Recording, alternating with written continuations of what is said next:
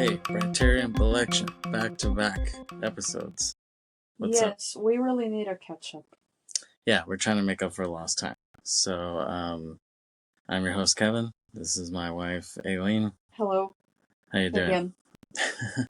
again. I guess I'm okay. Just hanging out with Kevin and our cat, Tom Hanks. Yep, that's his name, Tom Hanks. Yes. And we didn't name him. He was already like that. Yes. Which I definitely don't mind. Yeah, we love him. He's our first-born child. Yeah, nice way to put it. Yeah, so it's May the 4th today, but we're not doing any Star Wars movies today. Yeah, that would probably take too long. Yeah, I'll save it for another day. I'm not dying to do them anyways, because they've been, talked about a lot up the ass. That I don't feel like we need to. Nice description. How else can I describe it? So we're going to do a movie that we intended for Women's History Month, but we weren't able to cram it in. So the movie we're going to talk about today is Marie Antoinette, right? Yes. Directed by Sofia Coppola, who is Hollywood royalty, right? Yeah, you can see that. But you don't like that, right? No, and I'll get into it in a bit, because I feel like this movie has some sort of nepotism to some degree, for a few reasons. Okay. Starting with her. Yeah, and you can carry this as much as you want, because I feel like you're more excited to talk about this movie than me necessarily. Really? I thought you would be. I mean, I know you like this movie. Yeah, I like it, but in a way, it's kind of more of a serious movie, I guess. Like I don't find that much humor to it, I mean, maybe not, but I do like a lot of the visuals in it. Oh yeah, no, for sure, it's a beautifully shot film. To me, it is more about those aspects. Like I've said before, if a movie has even just one good aspect of it, like one great aspect of it, that makes it a good movie to me. You know what I'm saying? Yeah, so people like Drive, which I don't really like Drive for the story. I like Drive for the cinematography, the wardrobe and the music. That's what I like the movie Drive for. I actually like Only God Forgives more, is the follow-up to that. Yeah. I like that movie a lot more for not just those elements, but the story as well. This film I like more for the costumes, the cinematography. Yeah. Those are what I like the most about it. The soundtrack is pretty cool. Yeah, oh, definitely. Even though I know a few people who are unhappy with the soundtrack, but I just feel that they expected it to be, I guess, a little more traditional, but I definitely don't mind the modern twist to it. Yeah, it definitely made it more hip, right? Yeah. So let's talk a little bit about Kirsten Dunst. Yeah. I really liked Bring It On at the time, I feel like I couldn't get into that. I don't know. I mean, I think that's just not your style. I liked a lot of the teen movies that were around at the time, because I mentioned it, and I mentioned this before, like we got to grow up with the stories. You know what I'm saying? When we were kids, the films just came in line with our age. We were watching Goofy Movie, we were watching Sandlot, and we were kids at the time. Yeah. But then by the time we grew up, it was like Bring It On. We were on the same age as the characters. You know what I'm saying? Because I knew her because she actually voiced young Anastasia. I don't know if you knew that. No, I didn't know that. Yeah. And she also voiced Kiki in Kiki's Delivery Service, which I assume that a lot of people know by now. Oh, yeah. Yeah, I knew that after the fact, though. Yeah, and I saw her in Jumanji. Right, yeah, I remember her there, and I remember seeing her in Interview with the Vampire when that came out. Well, at the time, I was considered too young to have watched that movie. I still really haven't seen it, to be honest. Yeah, I mean, maybe I need to watch it again, but I think when I saw it, I didn't love it. It was just like whatever to me. Just from what I've seen, it doesn't seem like that great of a movie to me, but... Yeah, maybe I need to watch it again, but I didn't love it at the time. Like it was, but maybe I was too young. The horror I liked at that time was more slasher. Freddy, Jason. You know. It's probably still you to this day. I mean, Yeah. for those who don't know, I'm actually not a big horror fan of anything. Not that I find them scary, but it's just one of those movies. It's a type of genre that I just can't sit through. You don't take it seriously. No, I don't take it seriously, and I just can't. Like, I don't have the patience to watch those movies. I don't know why. Yeah, as opposed to me, I've always loved horror. It's actually the first genre I really got into, because I would watch like USA Up All Night, and they would show a lot of horror on that, and so I would be pretty young, but no one else was awake, so I'd watch TV, and that was on, and it was like scary, but I couldn't look away either. It was like I got sucked into watching it. It was just too interesting. You know what I'm saying? And then also, also when I would meet up with my friends or my cousins after that, we'd like to tell like ghost stories or scary stories after that. You know what I'm saying?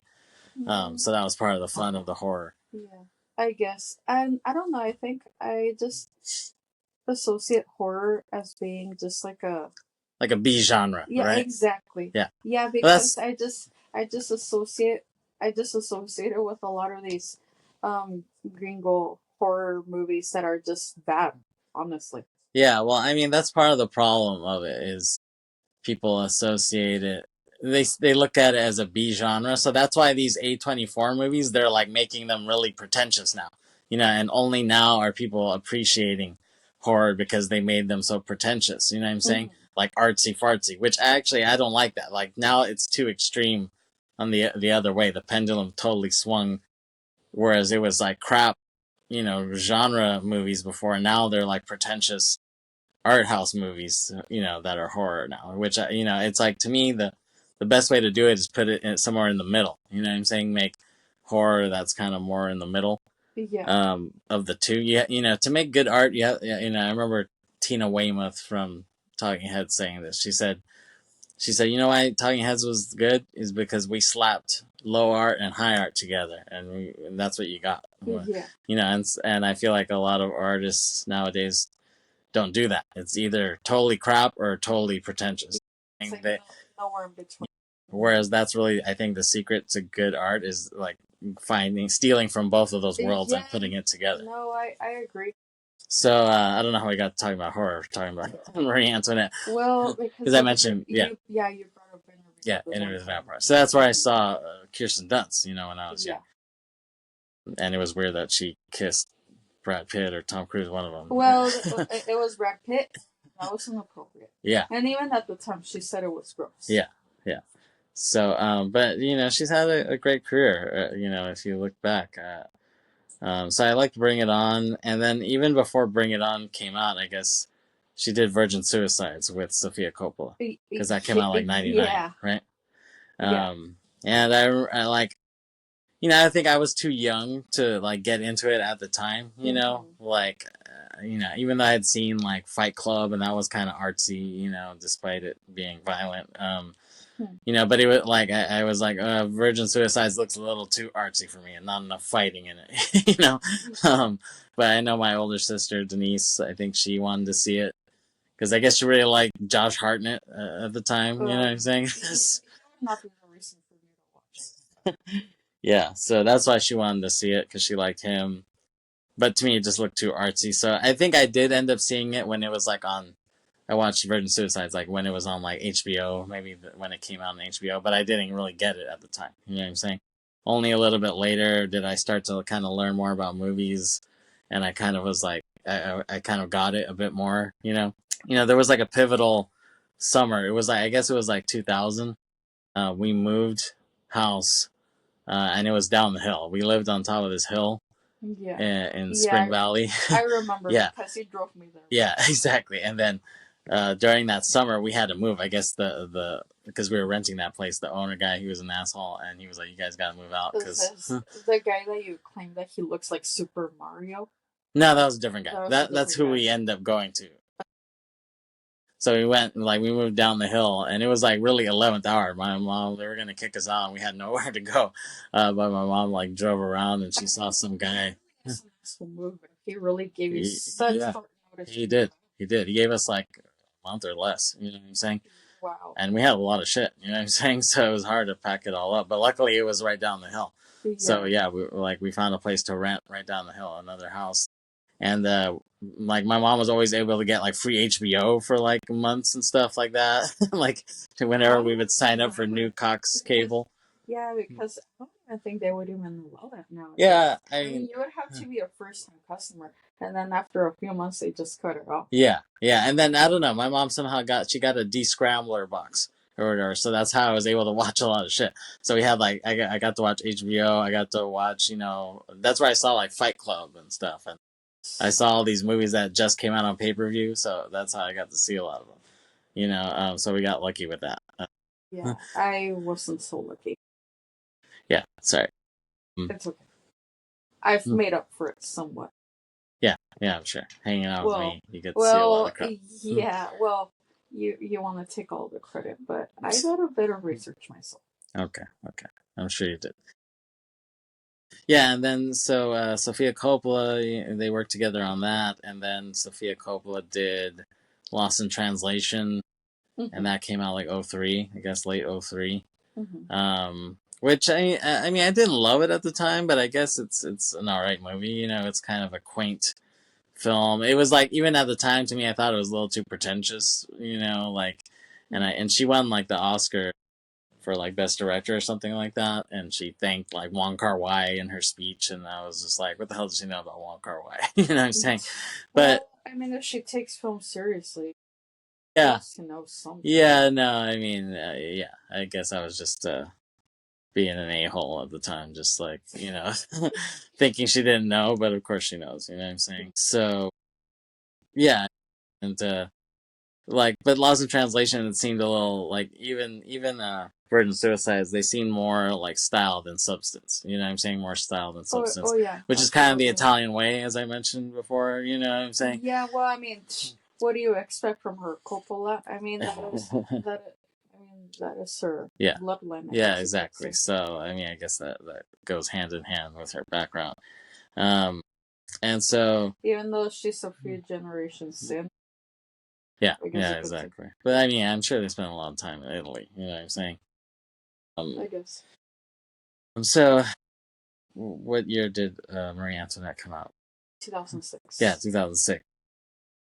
Before that, Kirsten Dunst did Eternal Sunshine. That was 04, which I love that movie. That was my favorite. Oh, yeah. That's some of my favorite shit. I actually saw that like 2 or 3 times in the theater. You're lucky. I wish I could have seen it. Yeah. Maybe if it ever replays anywhere, I would love to see it. I'm sure they play it in like LA and stuff like that. Yeah, but we don't know. I mean, they might play it at Digital Gym sometime. I could see that. Yeah, hopefully, but I haven't had much faith in them recently. Yeah. They might kill me for this, but I think they really need to step up their game. Only because I personally am too broke to open my own movie theater, but I would have done that if I had all the money. Yeah, well, of course we would.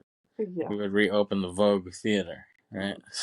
Yeah. Or we could reopen Cinetonala in TJ. Yeah, I'm still sad that didn't work out. Yeah, I'm sad too.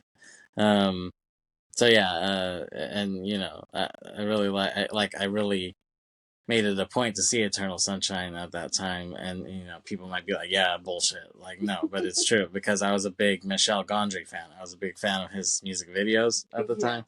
So the fact that he was directing something and then Charlie Kaufman wrote it, I was like, oh, I have to watch this shit. So I saw it with my friend at the theater that first time, and I was blown away. I was like, oh shit, this is awesome. You know what I'm saying? And then I think I told my sister, I was like, oh, this movie's great. And I guess she wanted to see it. So then we went, and she loved it too. And so, and so we'll talk about Eternal Sunshine sometime. And so Kirsten Dunst was in that. And and then a couple of years later, she was in this, right? Yeah. So the movie opens with some Gang of Four. Yes. On the soundtrack, right? Yes. And that just sets the tone. Like, this is a different kind of biopic. This is not your grandfather's biopic. Which I'm actually glad. Yeah. But actually, the first time I watched this movie, My aunt and I saw it together at home because at the time I was living with her. And she had rented the movie from Blockbuster because, she's really into history, especially when it comes to, like she likes European. royalty stuff, right? Yeah, exactly. So that's why she wanted to watch it. But when she first sees that open, she's really disappointed that there's a rock song playing. And I'm like, I definitely don't mind it because ever since I can, I guess I could say, since I was a teenager, I like Gang of Four.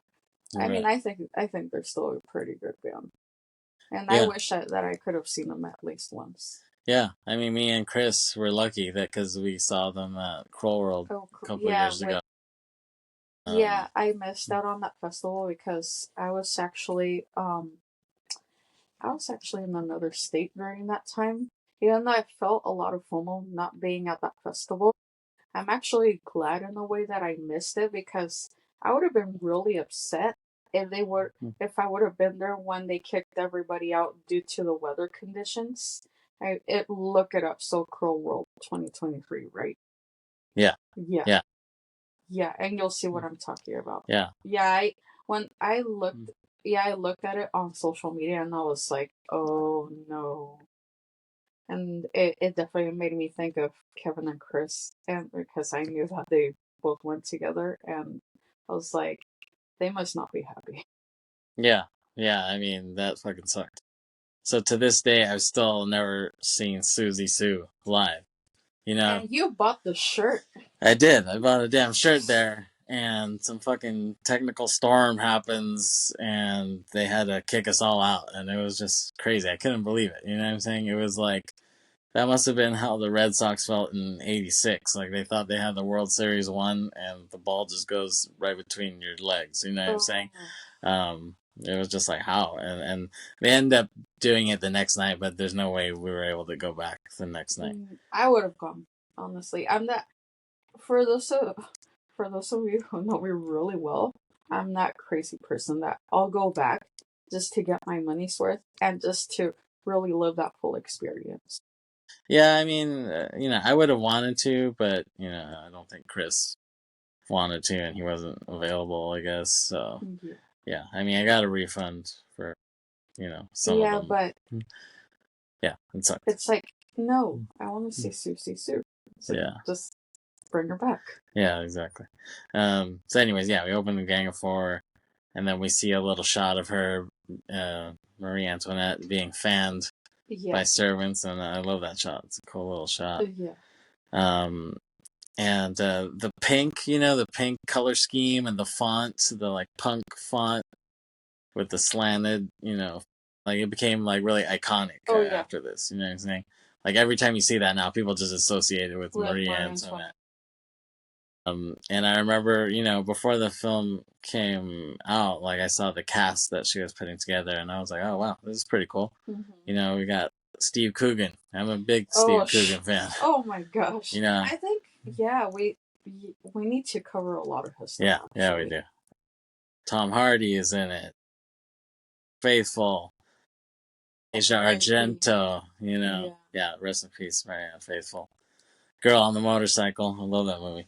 Yeah, she plays her mom, actually, right? And so Marie Antoinette wakes up in Versailles, which we got to visit, right? During our honeymoon. Yes, we did. We actually did not go inside the palace because it would have been a 2-hour wait. And I honestly felt that it was just too much to have to wait 2 hours. So we just walked around the garden, and we did go inside the Petit Tunnel, which was great. Yeah, just walking outside the garden was awesome. I thought it was really cool. We ended up buying a tiny ass cup of freshly squeezed orange juice that cost €4 at the time. And that was 2018. So I can't imagine how much more it would cost today. Yeah, and it was made in the little Zoomex, right? They just... No, I think the guy had one of these like hand squeeze kind of things, which I don't know what they actually call them. Oh, really? But yeah, he actually squeezed a couple of oranges into the cup and just handed it to us. So Oh, yeah, okay. but it was probably merely like 6 ounces of orange Yeah. juice. Yeah, and the thing with Versailles is fucking huge, right? It's like Yes. it's like Yeah. 10 Balboa parks like put together or something. It's pretty damn big. I don't. Well, that's an exaggeration, but maybe it's half of It both. felt pretty big. Yeah, and then there was a long ass line to get in when we got there. We were in Paris, and then we took the train out there, which was a nice little train ride. It was really cool. Like I could, it was like I think I put on air on my phone on Spotify Very fitting. just to like get the vibe, get the ambiance, and it was really cool. Yeah, very fitting. Yeah, exactly. And I remember when we got there, it was fucking hot. Like waiting on like in the line outside, it was hot as fuck. I felt like I was in Jerusalem or something. It was super hot.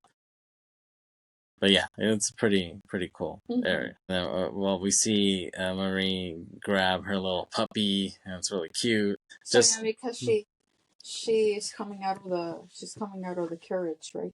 Yeah, and that scene feels very Barry Lyndon-y to me, like Kubrick's Barry Lyndon. Yeah, I see what you're.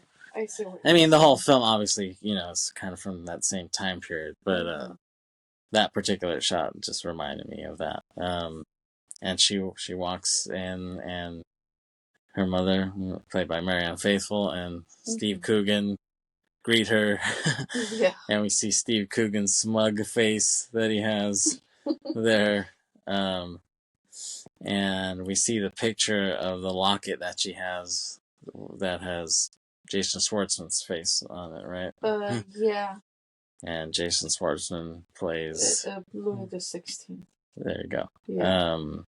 And I remember it came out kind of later, the classic picture of them like on set, and he's like, he has his MacBook, and she has like they have their AirPod, like they have the iPhone headphones, and they're listening to something, but they're in costume. That's like a classic photo from the set of this.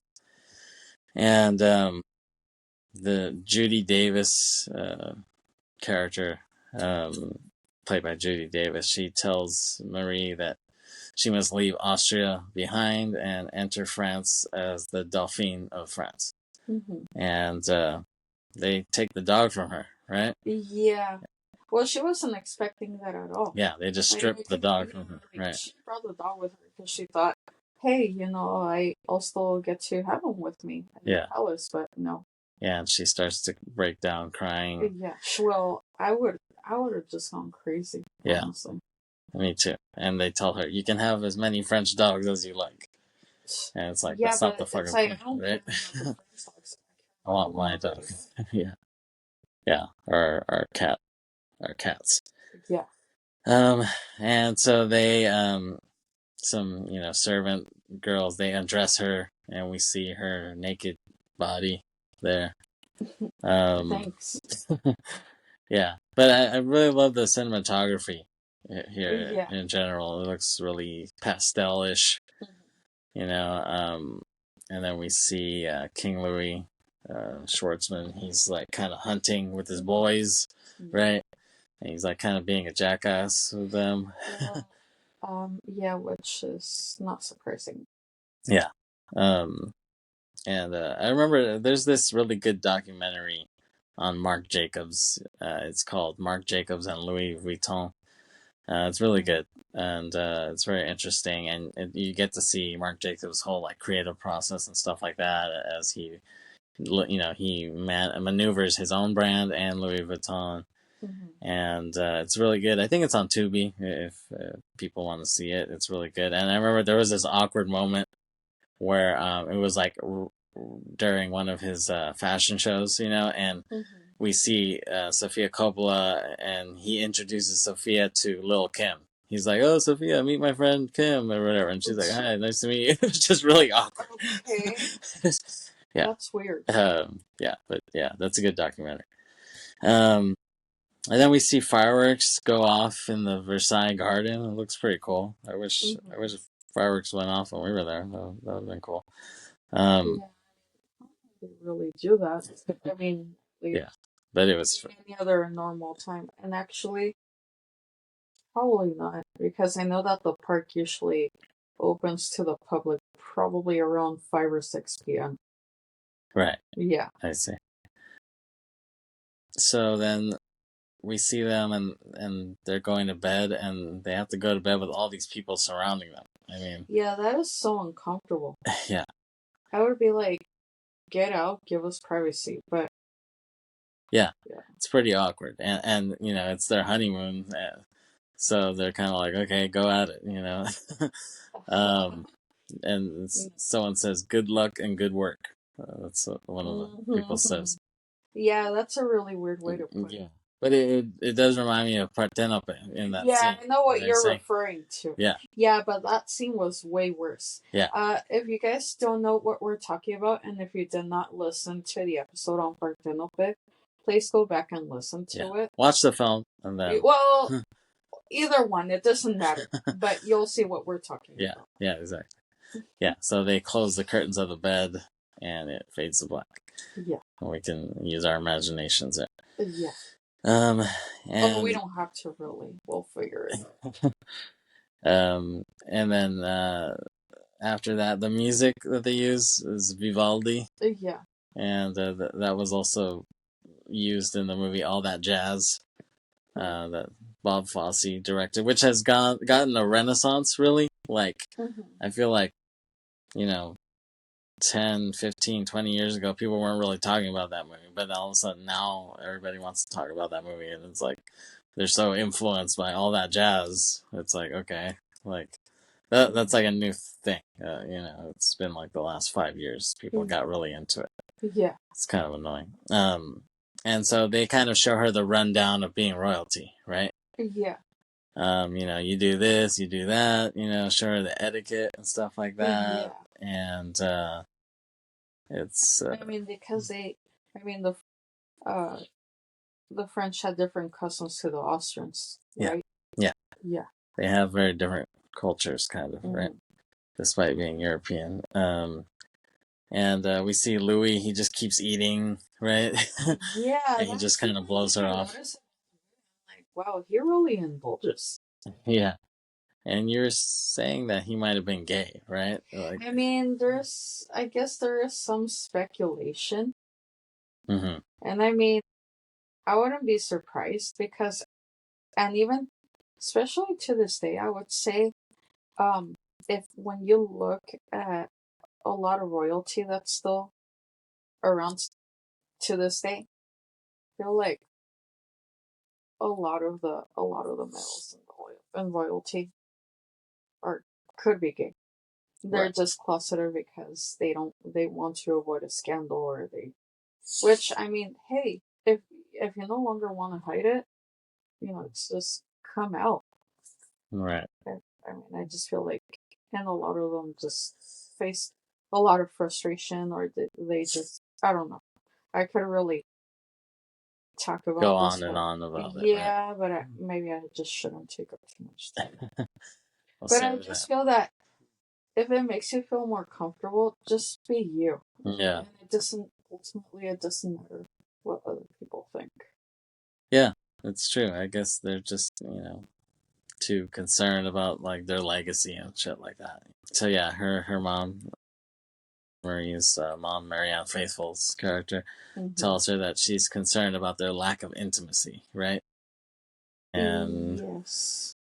And she's also concerned, and Steve Coogan's character is also concerned that Marie isn't being nice to Asia Argento's character, Madame du Barry. Well, Madame du Barry did not deserve. She did not deserve the attention that she was craving. Right, but they tell her, oh, like, you have to be nice to her because she's the king's favorite mistress, right? Yeah, which is not a good look already. Yeah, but at least for the time. Yeah, but it's almost like Marie doesn't give a shit, right? Yeah. Even though I did want to mention earlier, because I feel like we're going a little bit fast on this, but you see the first, so the first time that Marie Antoinette and Louis XVI are having dinner together. You can see that they don't know anything about each other. Like, they just brought them together, but it's kind of like, okay, so we're both getting married and, we're going to become the Dauphin and Dauphine of France. Mm-hmm. Yeah. Yeah.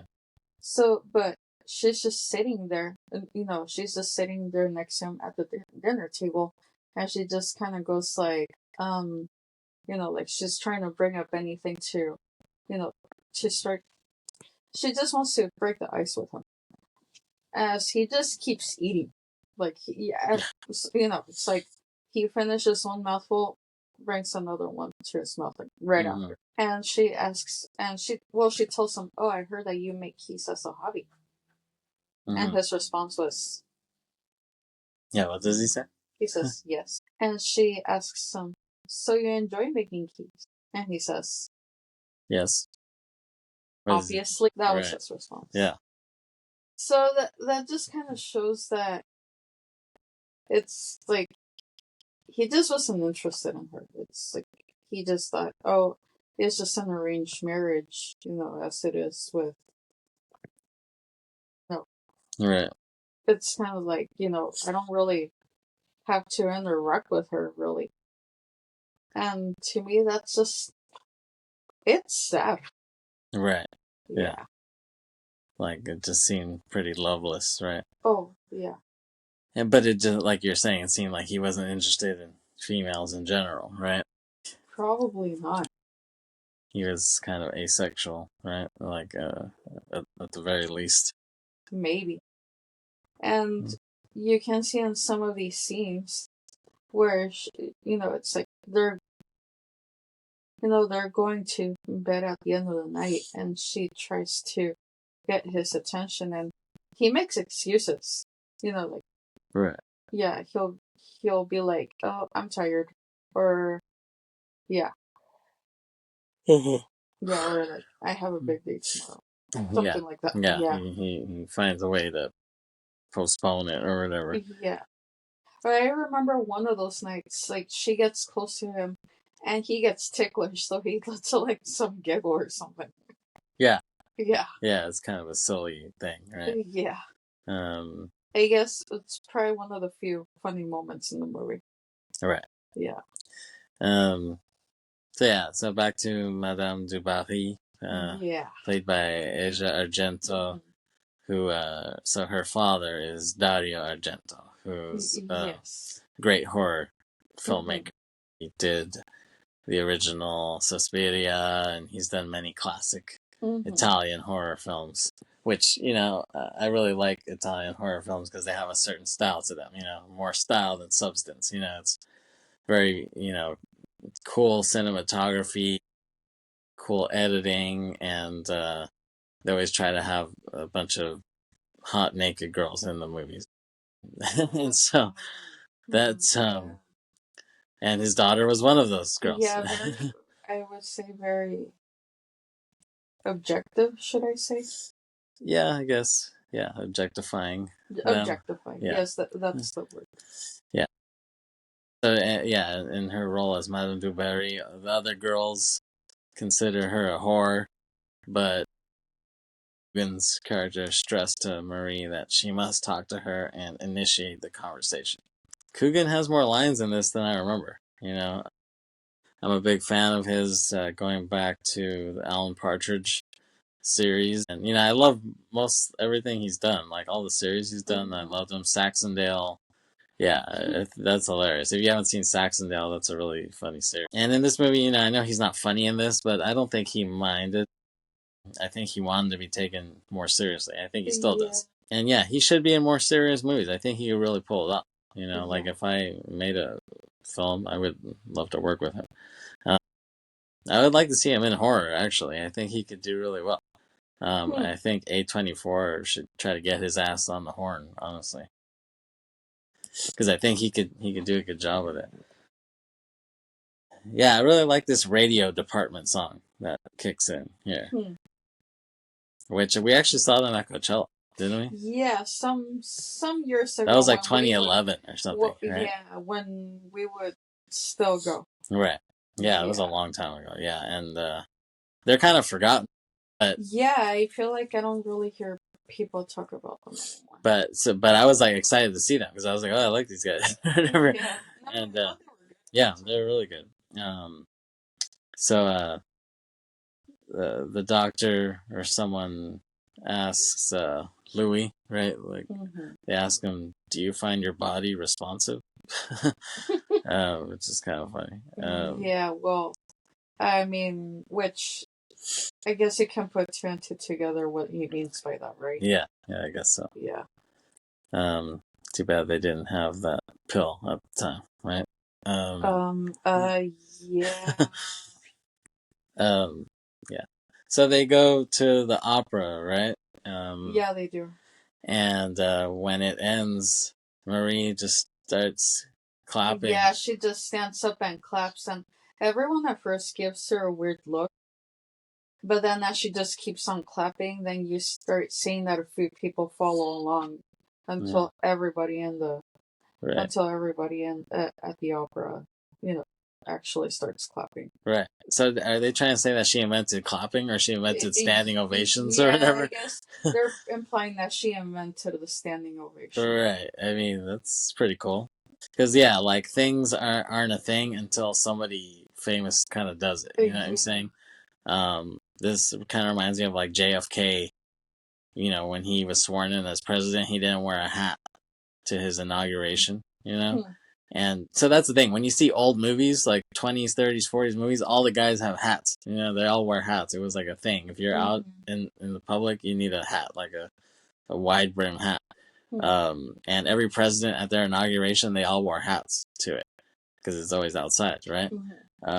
But I guess, you know, JFK, he's the first president to not wear a hat to the inauguration. And because of that, guys stopped wearing hats. That's why you stopped seeing movies where guys wore hats after that, after 1960. Yeah.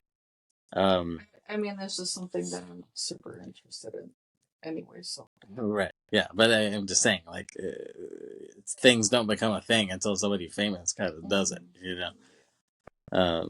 So Marie gets a letter from her mom saying that her sister is pregnant. And... But then she starts feeling the pressure more. Yeah. She's sad because they haven't gotten pregnant yet, her and Louis, right? Yes. And, you know, the public and the people around them, they keep blaming her for the lack of a child, right? Yes. But it's really him. Yeah. You know, and she breaks down and cries after she sees Rose Byrne's character with her newborn baby. Yeah. You know, because she really wants that of her own. And then there's this I Want Candy montage. Oh, yeah. Bow wow wow. Yeah. Yeah. And she's eating all these sweets. That was the start of, one of her many lavish parties. Right, yeah. Because that was like her thing, right? She liked having parties. And she's eating sweets and trying on shoes and they're playing cards. And it's just, she's having a field day with this. And Rose Byrne's character suggests to her, "Oh, why don't we go to the mass ball in Paris?" And you know, they're kind of like, "Okay, well, let's do it." And then we hear "Hong Kong Garden" by Susie kick in, right? Yeah. Yeah, I didn't get to hear that live. So. See, that's a huge disappointment. Right. Yeah. Exactly. So they're at this party, and the actor Matthew Almaric, who I really like, he's really cool. He asks Louis if the Dauphin has done the deed yet, and he just walks away. I think that's the only scene he's in. It's kind of weird. Yeah, I don't remember seeing Matthew Almaric in any other scenes in the film. It's just maybe it's just a cameo kind of. And so at the party, Marie sees some guy and she like makes eye contact with him, and he walks over to her and kind of chats her up, right? Yeah. And it's kind of a illicit thing that happens there. And then we hear Plain Song by The Cure. Yes. Kick in, right? Integration. Yes, it's from this. Great album, right? Yes. Yeah, I mean, we've seen them.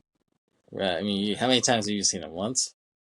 I think I've only seen them once. I don't know why it just never happened that I didn't get to see them more times. Because, and every time that I try to see them, something always happened. And I just didn't ultimately end up going. Right, yeah. Yeah. Sorry. But yeah, they're great. The Cure. And then we see them celebrate her 18th birthday with another big ass party, right? Yeah. Just, it's very lavish. It's very decadent. Yeah, which is, yeah. I guess I don't want to get... That was part of the problem, right? Yeah, that was part of the problem. And then finally, she gives birth, right?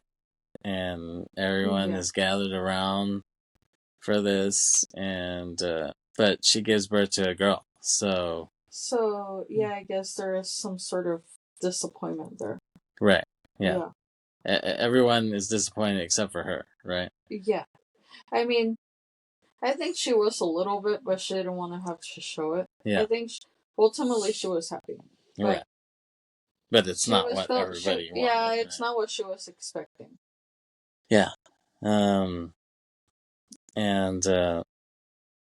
she like wants to feed the baby herself, but like they don't let her, you know. Yeah. They kind of just take her away or whatever, right? Yeah. It sucks. It's pretty sad. Like seeing this, you know, you feel bad for her. And then in the next scene, we see some musicians there, and those musicians are played by this band called Phoenix, right? Which are also from Versailles. Yeah, great band. Yeah, so just like your Yeah. Phoenix is also. Yeah, they're homies, right? Yes.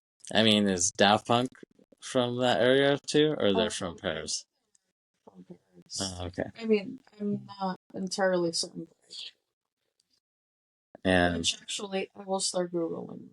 And Sofia ended up getting with Thomas Mars, who's the lead singer of Phoenix. Yes. And this is probably where they met, I guess. I mean, because so Air did the soundtrack for Virgin Suicides, right? Which has been kind of infamous, you know? Yeah. And the great song from that soundtrack is Playground Love. Mm-hmm. And the vocals for that song were done by Thomas Mars from Phoenix. So I don't know if she already knew him.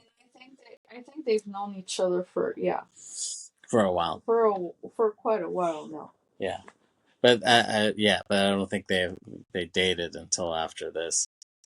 Because even when she did Lost in Translation, she actually dated Tarantino for a little bit. No, yeah, I heard about it. Yeah, which was weird, but yeah. I actually, which actually, well, I think probably I would say maybe most of his romantic experiences are weird, including his current one, which I could honestly talk about for political reasons, but I'll save that for some other time. Yeah, this is not a political show or channel. Yeah, but I'm not afraid to talk about it if I have to. Yeah. So yeah, and you know, Phoenix is a great band, and it's funny because like they just kind of play for her, you know, they're just there to entertain her. Yeah. So it's kind of weird but cool that they're in it, and I was really loving Phoenix. I mean, that's the thing. This movie came out in 2006, so they already put out like 3 albums, I guess. But yeah, I even though I heard those albums, I didn't really like any of their shit until. Well, and that's funny because the same year that movie came out, they had an album come out, and I was it Alphabetical? Yeah. Yeah. And I listened to it at the time, and I was kind of like, I'm not sure if I'm really into these guys. I mean, Yeah, they're okay, but I don't love them. Yeah. at the time. Yeah, at the time. Yeah, and I heard it too, and I was like, it's like I want to like these guys, but I wasn't liking it. You know what I'm saying? For whatever reason. Like I wasn't loving it, so I thought, oh, okay, whatever. So maybe these guys aren't for me. But then I remember I was working at Target, and it was '09, and I saw that, this new Phoenix album came out, and I was like, even though I don't like these guys, I'll just buy it. I was like, let me just buy it and just listen to it. But it's funny how at the time you would just take risks just based on what you would find there. Yeah, I would just see albums and just buy them sound unheard. You know what I'm saying? If I like the cover, I'll buy it. You know what I'm saying? I like taking chances on it like that. And usually I was right. Usually if I like the cover art or whatever and I bought the album, I would end up liking what I heard. So I remember popping in this Wolfgang Amadeus Phoenix album in my Nissan Sentra CD player, popping it in and then driving around like, holy shit, like this is pretty good. I was like, this is hella good. I was like, well, what? Like these guys made leaps and bounds of improvement on their previous shit. So I was like, yeah, this is hella good. And then it started. I could see it. It started getting popular. I could see like when we went to Coachella the next year, people were playing it a lot, and they were getting bigger. I could see that. I was like, oh shit, this isn't just me. Well, it's like that's the thing, because it was that 2009. It was the same year that the album came out. Yeah. And they were, they were playing that from 94.9 event in December. Yeah. And that sold out really quickly, and I think it was because they were playing when people were suddenly really interested in them. I freaked out because I almost didn't make it because of it selling out. I almost didn't find a ticket. Yeah. But someone at the last minute ended up selling me a ticket because I guess he was supposed to go and he wasn't able to make it. Yeah. Some random guy on Craigslist. So I ended up buying the ticket from him, and Kevin and I made it there together. Yeah, and at that show it was really good. Also, Vampire Weekend also played, right? Yeah. And Phoenix was almost like, shit, like these guys are going crazy for us. This is like Beatlemania, you know what I'm saying? Like the crowd was just like, wow, like they were so into it that you could see the look on their face, like, damn, like they're really fucking with us. Like they're kind of shocked how big they got, so it was interesting seeing that, and that's the thing. What's funny is that I listened back to their previous albums after that, and all of a sudden I liked them a lot more. I was like, oh shit, these albums are pretty good. I didn't get that at the time. You know what I'm saying? That's happened to me too. But it's just like, wait, how did I not like this before? Yeah, exactly. That's the thing. To me, their first song from their first album, to me, is actually their best song they've ever done, which is If I Ever Feel Better. That song is so fucking good. No, that song is great. And the lyrics are just insanely good, for English not being their first language, you know what I'm saying? Like, those lyrics are just from the heart. Like, you listen to that, it's like poetry when you see the lyrics of that. It's just... I think they're pretty simple lyrics when you think about it. But they're pretty well put together. Yeah, and it's like you feel his heart in it. You know what I'm saying? That's what I love about it. I love that song, If I Ever Feel Better. To me, that's one of the greatest songs of all time. It's such a good song. Which I was also thinking, maybe we should do for Briterion Music. You know how we have that book, 1,000 Songs to Hear Before You Die, or whatever? Yeah. We should do our own version of that. You know what I'm saying? Like, we should do our own, compile together our own songs and do that. Coming soon from Briterion Bollection. 1,000 Songs to Hear Before You Die. Our take on it. So anyways, that was our little Phoenix spiel. So then Marie, and like, she starts hooking up with this Swedish guy, right? Yes. And that's the guy she met at the party, right? Yeah, that is the guy she met at the party. And which is actually, I forget his name.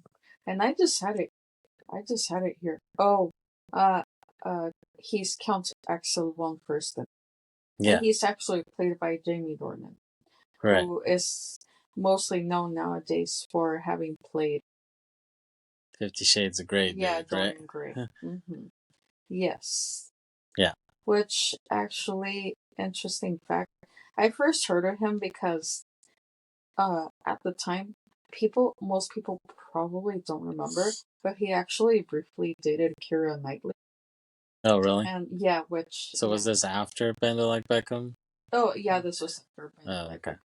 well, yeah, if you haven't listened to that episode yet. Nice plug.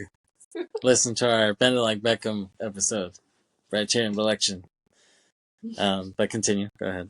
But no, I'm pretty much finished. I just wanted to say. So you just wanted to say that he did date Keira Knightley? Yeah, well, I mean, which I actually thought interesting, and I just wondered because I knew at the time he wasn't that big of an actor, but then that's how he would just end up blowing up by playing Dorian Gray, which I'm not interested in 50 Shades of Grey. I mean, I haven't watched any of those movies, but they look bad to me.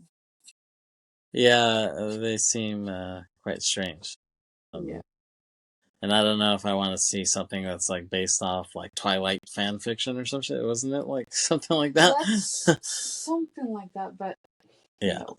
I'm straight. Anyways, so yeah, and so she starts hooking up with him, and Rose Byrne and her friends, they're still talking shit about her. Yeah. Oh, and then no, but we see that great shot of her naked with the fan. Like that's a really cool shot. Well, that's right? Isn't that the cover for the for the soundtrack? Yeah, it is. Yeah. So yeah, if you get the CD soundtrack, yeah, you see that. Yes. I love, but that to me is an iconic picture.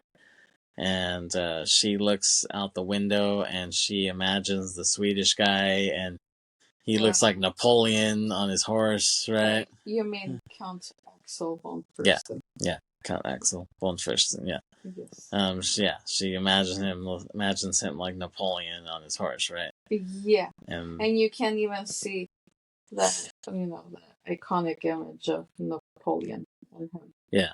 On the horse, where the horse like jumps up. Right. Yeah. Yeah, and then we hear Strokes, Whatever Happened, kick in. Yeah, and you just see her like running in like baby steps. Yeah. Like, I wanna be forgotten. Great. And yeah, she runs to the bed and fantasizes about this Swedish guy, right? Yeah. Fantasizes. Yeah. And then we see after that King Louis is planning on sending troops to America, quote unquote, to help the Americans beat the English. So we can see the type of timeline. So like the French Revolution and the American Revolution happened around the same time. That's what's kind of interesting. And so they're kind of plotting that, and then we cut to her in the bathtub, and she's just saying, "Let them eat cake," right? She just says that. Is that where she says it? Yeah. But you don't know if it's a fantasy kind of, or did she really say that? It's kind of like because at that point, do you already start seeing all these protests? I mean, it happens like right after that, or yeah, I think you do. I mean, because I think they're protesting maybe him because he's like sending French troops to the American colonies. They're kind of boycott. Was this already before the Dauphin was born? Yeah, it was right before that. Oh, okay. Yeah, so like they're already they're boycotting, because they're kind of like, why are you getting involved in that shit? Why are you sending French troops for that shit? So they're pissed off, and then you see her just in the bathtub saying like, "Let them eat cake," but it's kind of like oblique, like you don't know if that's a fantasy or if it really happened. So her maiden reads the newspaper to her, and she tells them like, they say that you said let them eat cake, and she's like, I would never say that. Like she denies it, right? Yeah, she does. Yeah. So it's kind of, part of her legend. Like, did she really say that or did she not? It's kind of interesting. It almost reminds you of like Babe Ruth, because that was so long ago, you don't know truth from fiction. Like Babe Ruth, there's actually footage of it, but legend says in the World Series that the Yankees played the Cubs like it was like 1933 or something like that. Mm-hmm. And there's a legend that he pointed to the center field like I'm gonna hit a home run. Like they call it the called shot because it's like he's calling his shot. Like there's a legend that he pointed there, and then on the next pitch he hit a home run or whatever, right in center. You know what I'm saying? Mm-hmm. And people don't know if that's true or not, though. There were some old witnesses who were still alive, who asked, they asked, like, oh, so did he really do that or not? And they were like, yeah, he pointed at something, but we don't know what it really was, or, there's, over time things, the legend gets twisted, and so you don't know. And after this whole cake thing, they tell her that her mother has died. Yes. Right. And she's sad about that. But when one door closes, another one opens, right? Mm-hmm. So she finally gives birth to a boy, the Dauphin. Dauphin, right? Dauphin would have been the she. Oh yeah, the Dauphin, and but it might not be Louis's kid, right? Yeah, well, you can see that when after she has given birth, she comes over and to see the baby, and you can see that in her face that she starts freaking out. Right. Like she kind of looks like, oh, I'm afraid he'll find out about it. Like, but you don't know exactly what. Right. Yeah. And then he just plays along and he says like, oh, like, it's like now you're the mother of a Dauphin. Yeah. And then you just see the whole town is making a big deal about it. Right. Yeah. And it's almost like maybe he didn't care, maybe. Yeah, no, that's what I thought. It was like he's just happy that they finally had a boy, right? Yeah. Even if it's not really his. Exactly. And then we see her posing for a portrait with the kids, yes. Right? And, when that portrait is posted, someone puts that she's ruining France on it, right? Yeah, she's the queen of death.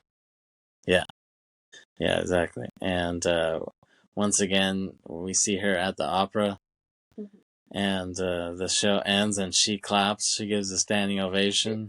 Yes, but this time nobody follows along because they really hate her at this point, so that they don't want to associate themselves with anything she's doing. Right. Yeah. And then after that, we see them putting up a painting up with her and the kids, but then you see them take it back down, and then they put it up again. Because it was her with 3 of the kids. Right. Yeah. And then they take it down, and then they bring it back, and the baby is missing from the bassinet. Yeah. Yeah. It's pretty sad. Because apparently, that child had died of tuberculosis. I mean, from what I remember reading, I may be wrong, but I think that was the cause of death. Right. Yeah. Very sad. It's a good way to tell the story, though. It's just purely visual, though. I like that. Yeah. Just through the painting, you know what I'm saying? To explain it. Yeah. And so they have to have a funeral for the baby and the little coffin. It's pretty sad. Mm-hmm.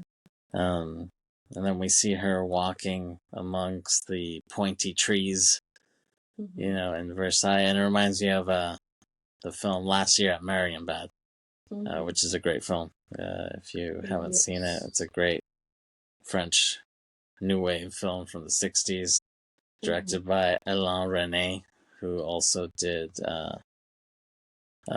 Hiroshima, Mon Amour. Yeah. He's a great director. Yeah, just like those pointy trees, it just reminds me of like the classic shots from Last Year at Marienbad. Yeah. Well, speaking of that movie, my work used to have an artwork displayed based on it, but because sometimes certain artwork and some of the collections like to get switched out, or let's just say that they have to get switched out from time to time just to show new things or just for conservation reasons. It didn't last there too long, so yeah. That's too bad. Yeah. There should be more Last Year at Marienbad artworks out there. Sure. So we see they're having tea in the yard, right? Yes. And one of Louis's boys runs up to him and tells him that an angry mob has stormed the Bastille, right? Yes. And they urge them to go to Austria. But the king says he'll stay, and Marie says she'll stay with him, right? And then it's kind of interesting. We hear this piano version of the Strokes song. It's an interesting take on that, and all the maidens leave. And she hugs each of them, one by one, and they're concerned for their safety, so they let them leave, and they urge them to leave. His staff and stuff, but he says he doesn't want to be a fugitive king. And I guess you got to give him props for going down with the ship, right? Yeah. I mean, they could have been safe in Austria. They had like a big ass castle that nobody would have penetrated, but you would think. Yeah, he didn't want to do that. So then the crowd comes and storms Versailles, right? And she's in bed and she can hear them. She can hear them coming. And yeah, to me, this is like, talk about politics. Like, this is like what needs to be done with Trump, I think.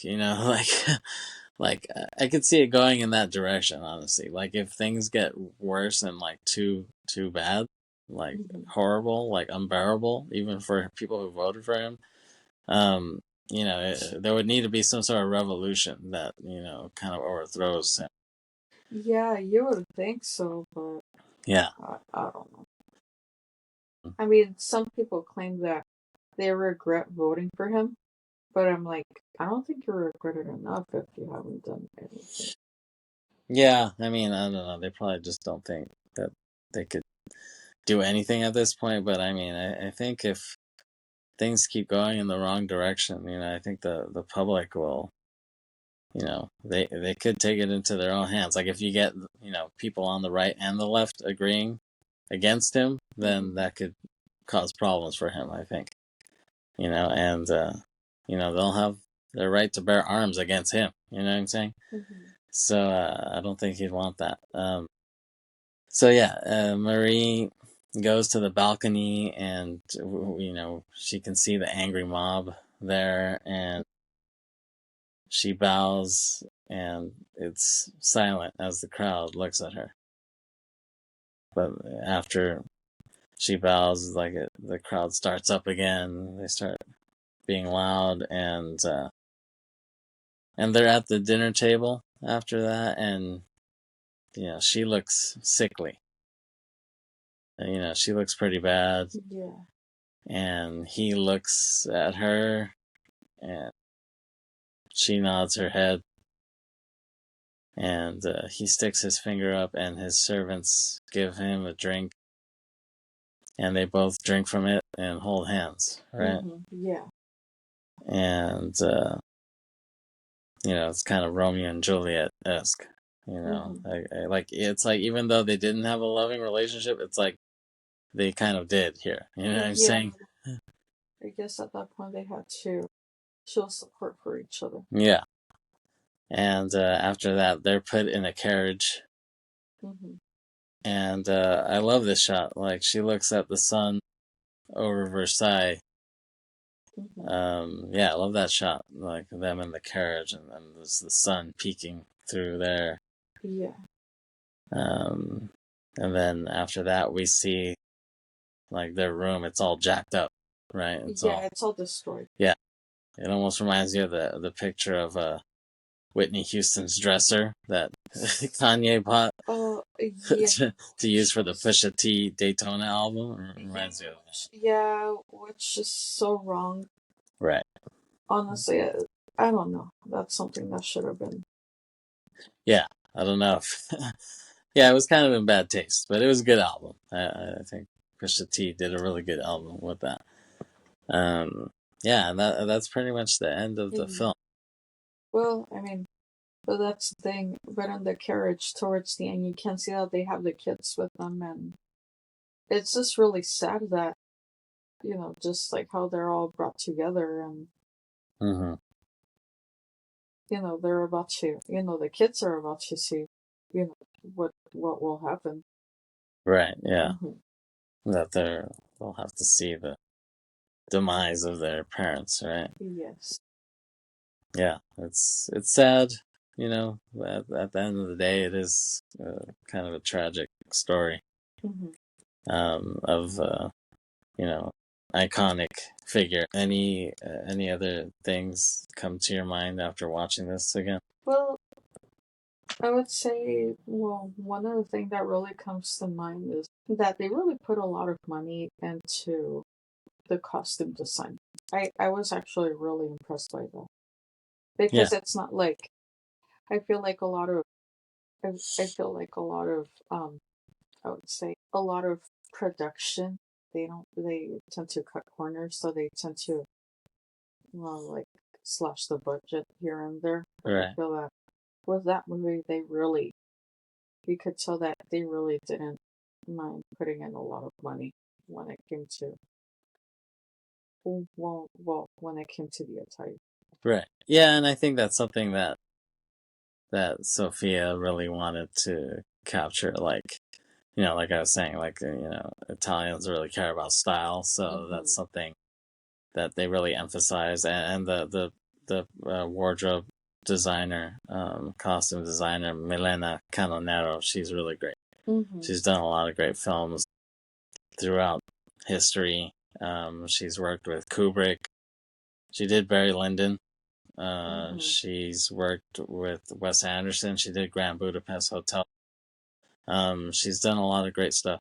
So she's a great artist. Like, to me, having her, if you have her in your wardrobe design, like, that's already a coup. I want to see the movie if she's on your team. You know what I'm saying? Like that's why I would love to work with her if I could ever direct something. Yeah, she's worked with Wes a lot. She she worked on her father's film, her father's recent film, Megalopolis. She's doing Wes Anderson's next film, The Phoenician Scheme. She did Asteroid City. She did French Dispatch. She did another film by Eleanor Coppola, Paris Can Wait. She did, like I said, Grand Budapest Hotel. She did, I think she's worked with Roman Polanski a few times. She did Darjeeling Limited. She did Life Aquatic. She did 3 films with Steven Soderbergh around the same time. She did Solaris. She did his section of Eros, which is an anthology film, which also has a short from Wong Kar-wai called The Hand, which is really good. People should watch that. And she also did Ocean's 12 with him. She did Bulworth with Warren Beatty. She did Titus with Julie Taymor, who I think is great. Julie Taymor also directed Across the Universe, which you hate. Well, I just, honestly, I really couldn't sit. I don't know. I feel like I couldn't sit and watch that movie for more than a few minutes. Right. I just didn't have the patience for it. Maybe I'll try again, but I just feel like the songs are really overdone. Yeah, I wanted to talk about Across the Universe sometime, but I was trying to get my sister Denise to watch it, and she couldn't. She was having a hard time rewatching it. See, I don't know. So, well, you know what Milena Canonero's first film was that she did? One of my favorite films from Stanley Kubrick, Clockwork. Oh. So that was her first film. Yeah. I mean, I guess now that makes sense, but right, because it's amazing movie. Really, yeah, love that movie. Which Roger Ebert actually didn't like that movie, believe it or not. Well, he just felt like it was too violent. Like it was just violent for the sake of just being violent. He didn't think there was any reason for it. I know.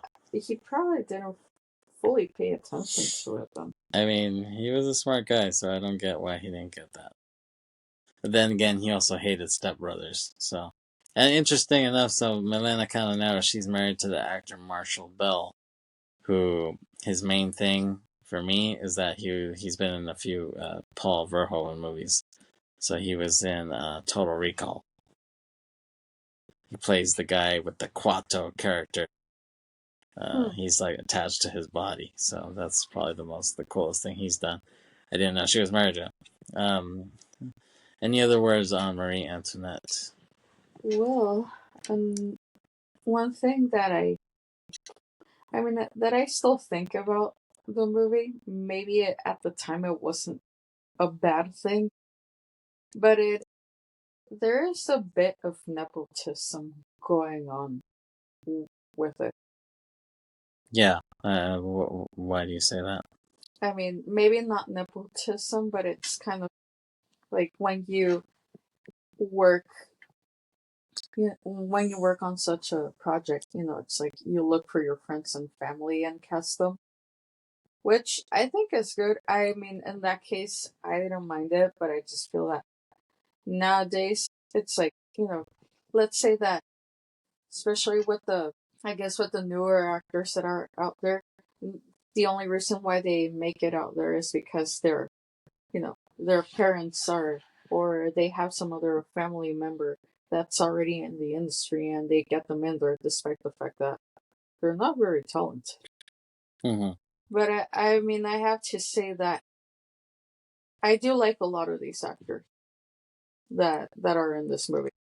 I guess that's just one thing that, I mean, Sofia Coppola is, I guess she's a quote unquote nepo baby herself, even though I do think that she is more talented than this newer generation.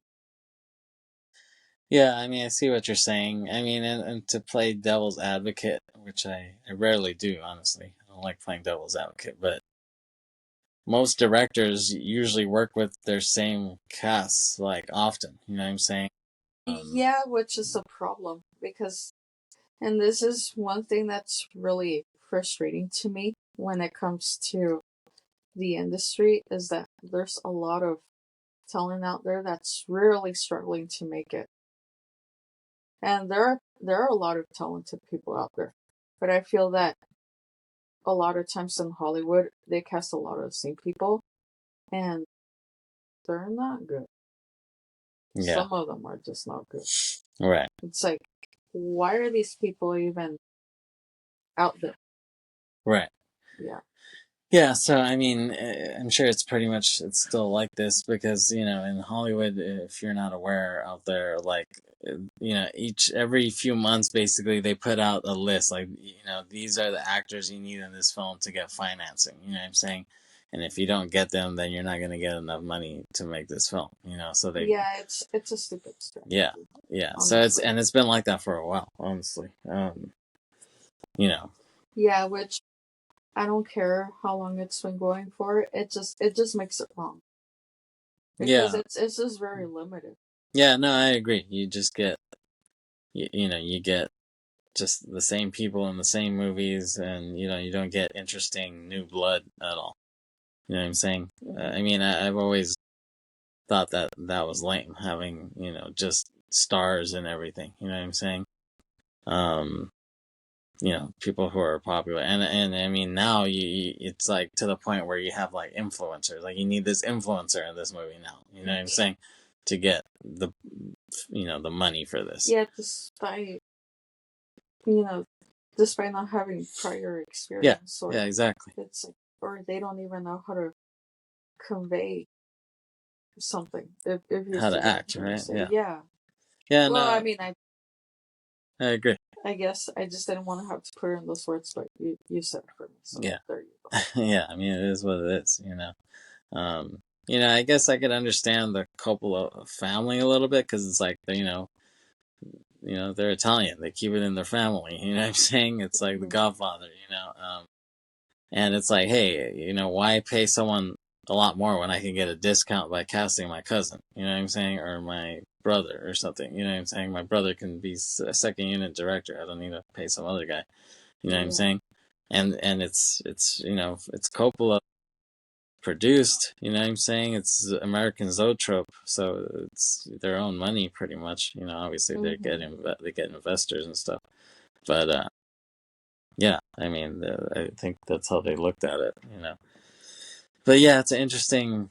You know, it's an interesting point that you make, and it would be interesting, you know, like if they had a mandate in Hollywood or something like, oh, every film needs to have a different cast or a different crew. You can't keep the same, you know, actors or whatever. That would be interesting if they mandated that, because you know, it would be. I think it would be interesting. You'd have to. It would be like a cook, a chef who has to use. You can't make the same dish twice. You know, it's like he has to use different ingredients every time. I mean, that would be interesting because it would be a challenge. You know what I'm saying? Yeah, I mean, even though I have heard of restaurants do that before, it's not common.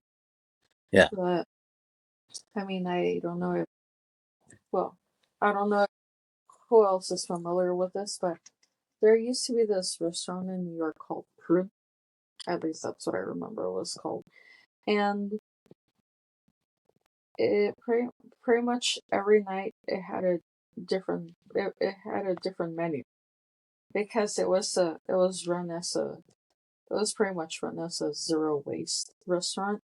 So if there were some ingredients used for a dish and there were scraps left from it, then those scraps were used for some other dishes to be done the next day.